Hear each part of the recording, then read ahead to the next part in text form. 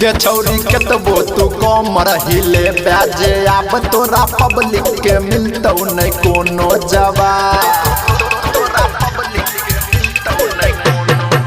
गे छौरी केतबो तू कम रहिले बाजे अब तोरा पब्लिक के मिलतौ नहीं कोनो जवाब।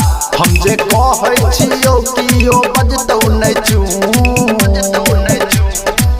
गे अपना ढोरी पचुआ ले ना घिउ तबे पढ़तौ यूट्यूब पर व्यू।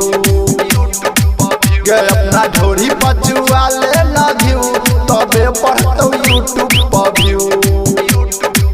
गे अपना ढोरी पचुआ ले ना घिउ तबे पढ़तौ यूट्यूब पर व्यू।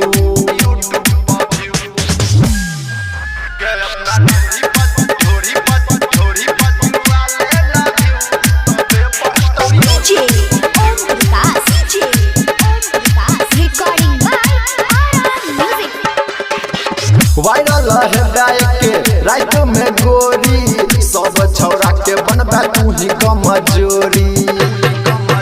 हाँ वायरल है गायक के रात में गोरी सब छौरा के बनबा तू ही कमजोरी। जेना जेना कहै छियौ करै ने तू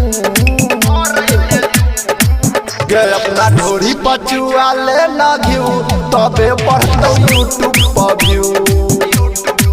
गे अपना ढोरी पचुआ ले ना घिउ तबे पढ़तौ यूट्यूब पर व्यू। गे अपना ढोरी पचुआ ले ना घिउ तबे पढ़तौ यूट्यूब पर व्यू।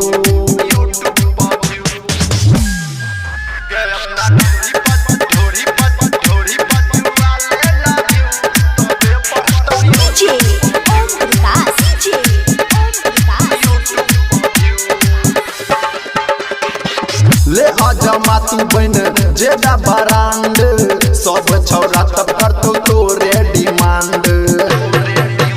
हाँ ले आजा तू बन जेदा बरांड सब छौरा तब करतो तोरे डिमांड।